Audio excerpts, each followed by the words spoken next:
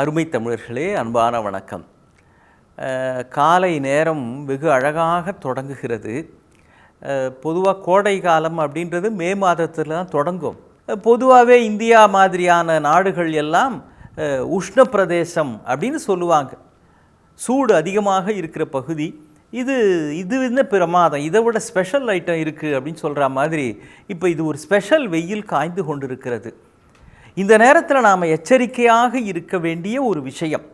நாம் அப்படின்னா எல்லாரும் வீட்டில் இருக்கிற வயதானவர்கள் இருந்து நேற்று காலை பிறந்த குழந்தை முதல் ஒரு விஷயத்தில் ரொம்ப கவனமாக இருக்க வேண்டும். என்ன தெரியுங்களா, நம்முடைய அண்டை மாநிலத்தில் பெங்களூர் அப்படின்னு ஒரு ஊர் இருக்கு இல்லைங்களா, பெங்களூரு.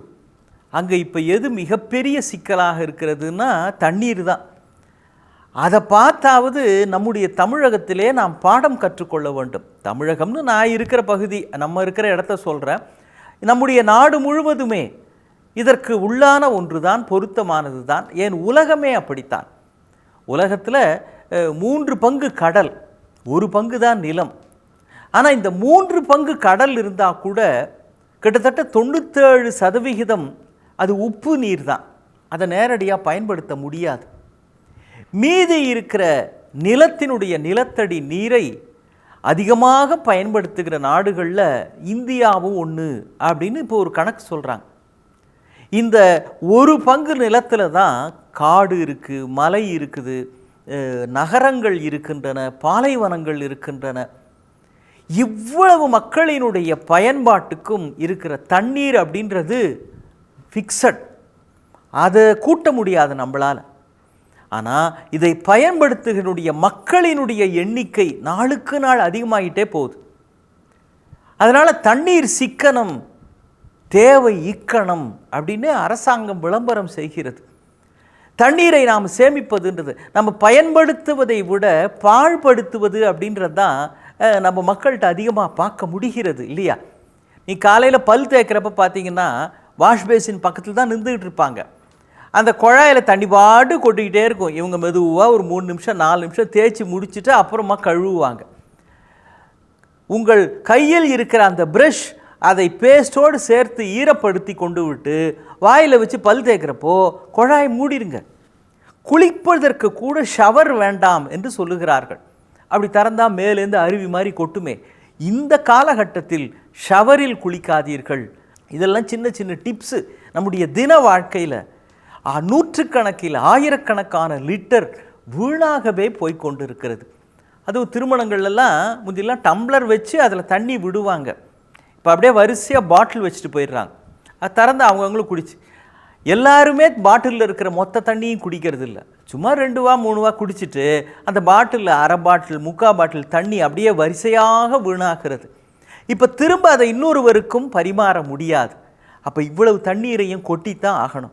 பாருங்கள், நம்மை அறியாமலேயே நமக்கு ஏற்கனவே இருப்பதே மிகவும் ஒரு வரையறைக்கு உட்பட்ட அளவு தண்ணீர், அதை எப்படியெல்லாம் நாம் வீணாக்கி கொண்டிருக்கிறோம். சில பேர் வீட்டை சுத்தமாக வச்சுக்கிறேன் அப்படின்னு நம்முடைய தாய்மார்கள் தினம் தண்ணீர் போட்டு கழுவுவார்கள். தினமே தண்ணீர் விட்டு கழுவ வேண்டாம். வாரத்தில் ஒரு நாள் வெள்ளிக்கிழமை அல்லது புதன்கிழமை, மீதி நாள்லாம் பெருக்கி விட்டால் போதும்.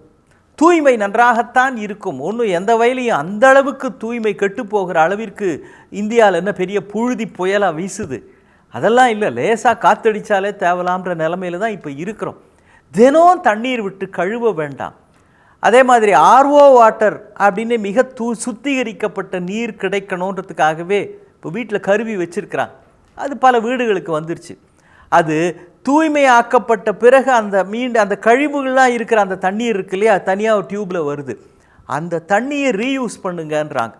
பாத்திரங்கள் தேய்க்கிறதுக்கு, துணிமணி துவைக்கிறதுக்கு, இல்லை கை கழுவுது, அந்த தண்ணீரை பயன்படுத்தி கொள்ளலாம். அதே மாதிரி ஏசியிலிருந்து வருகிற தண்ணீர் சொட்டிக்கிட்டே இருக்கும். அதை ஒரு பக்கெட்டில் சேர்த்து வச்சா 1 பக்கெட் தண்ணீர் அதை மற்ற துணிமணிகள் பாத்திரங்கள் தேய்க்கிறதுக்குலாம் அதை பயன்படுத்தலாம். ஒன்றும் தவறு இல்லை. சில பேர் காரை சுத்தமாக வச்சுக்கிறேன், என் பைக்கை சுத்தமாக வச்சுக்கிறேன் அப்படின்னு தினம் இதை வாஷ் பண்ணிகிட்டு இருப்பாங்க. வேண்டாம் என்று எச்சரிக்கிறார்கள்.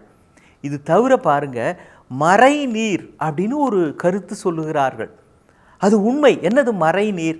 நம்ம டம்ளரில் இருக்கிற தண்ணி தான் நம்ம பயன்படுத்துகிறோம் அப்படின்னு கிடையாது. மறைவாக ஆயிரக்கணக்கான லட்சக்கணக்கான தண்ணீரை பயன்படுத்துகிறோம். எப்படி தெரியுங்களா? இப்போ காலையில் நம்ம சாப்பிட்றோமே ஒரு கப் காஃபி, இந்த ஒரு கப் காஃபி நமக்கு கிடைக்கிறதுக்கு பின்னால் 140 லிட்டர் தண்ணீர் பயன்படுத்தப்பட்டு இருக்கிறது. எப்படி? அந்த காப்பி அப்படின்றது காப்பி கொட்டையிலிருந்து வருது, காப்பி கொட்டை காப்பி செடியிலிருந்து வருது. இப்போ அந்த செடியை வளர்ப்பதற்கு எவ்வளோ தண்ணி விட்டுருப்பாங்க? அது சின்ன முளை விட்டு அது வளர்ந்து அதில் காப்பி கொட்டை வருகிற வரைக்கும் அதுக்கு தண்ணி விட்டு, அதுக்கு பிறகு அந்த காப்பி கொட்டையை எடுத்து பிரித்து அதை வறுக்கிற பொழுது அந்த ஆலையிலே பயன்படுத்துகின்ற தண்ணீர், அப்புறம் அது ஏற்றுமதி செய்யப்படுகிற பொழுது இறக்குமதி செய்யப்படுகிற ஒவ்வொரு கட்டத்திலும் தண்ணீர் பயன்பாடு. நம்ம குடித்த ஒரு கப் காஃபிக்கு பின்னால் 140 லிட்டர் தண்ணீர் பயன்படுத்தப்படுகிறது. அது மாதிரி தோல் பதனிட்டு நம்ம செருப்பு போட்டுக்கிறோமே, 2113 லிட்டர் தண்ணீர் நம்ம போட்டுக்கிற ஒரு செருப்பு தயாரிப்பதற்கு பின்னால் இருக்கிறது. ஒரு கார் முழுக்க தயாரிக்கிறதுக்கு பின்னால் 5000 லிட்டர் தண்ணீர் வீணாக்கப்பட்டிருக்குன்னா பயன்படுத்தி இருக்கிறாங்க. அப்போ இது பயன்படுத்தப்படுவதுன்றது தெரியல, மறைவாக இருக்கிறது. இப்போ இதெல்லாத்தையும் கூட்டி கழித்து பார்க்குறப்போ தண்ணீர் பயன்பாடு மிகப்பெரிய அளவிலே இருக்கிறது. ஆனால் ஒவ்வொரு சொட்டையும் கவனமாக பயன்படுத்த வேண்டாம். அண்டை மாநிலத்தில் ஏற்பட்டது தானேன்னு நினைக்கக்கூடாது.